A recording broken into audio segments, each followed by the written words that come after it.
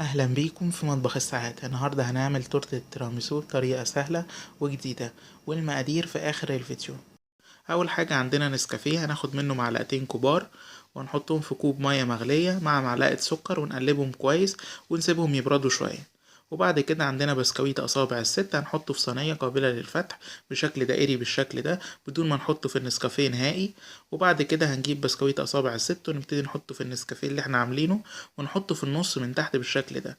ممكن نقطعه صغير لغايه ما يلائم حجم الصينيه من تحت. وبعد كده عندنا جبنه كريمي حوالي نص كيلو، هنبتدي نضربهم كويس لمدة دقيقتين بالمضرب الكهربائي بالشكل ده لغاية ما يبقى معانا زي الكريمة بالظبط. ممكن نضيف رشة فانيليا للي يحب. وبعد كده عندنا علبة قشطة، هنبتدي نحطها على الجبنة الكريمي بعد ما خفقناها ونضربهم مع بعض حوالي دقيقتين بس بالشكل ده. وبعد كده عندنا الحليب المكثف المحلى، وطريقة عمله في رابط أسفل الفيديو.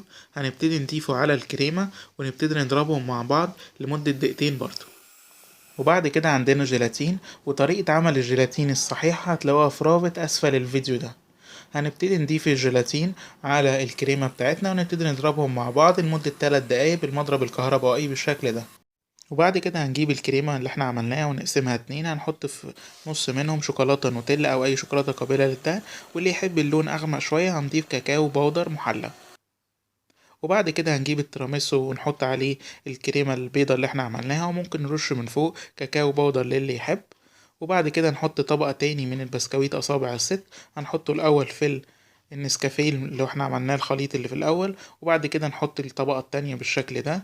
وبعد كده نحط طبقة النوتيلا، كريمة النوتيلا اللي احنا عملناها، ونحط بعد كده نزينها بأي شوكولاتة من على الوش بالشكل ده. وهندخلها التلاجة لمدة ليلة كاملة. ودلوقتي بعد ما خرجناها من التلاجة ده بيكون شكلها. ممكن نرشها من على الوش برضو بكاكاو باودر للي يحب، وده بيكون شكلها النهائي. وممكن نزينها مثلا بأي أصابع شوكولاتة بالشكل ده، أو مثلا نحط أي حاجة احنا نحبها على الوش زي ما نحب. وممكن نقطعها بالشكل ده. أتمنى حضراتكم تجربوها وإن شاء الله تعجبكم.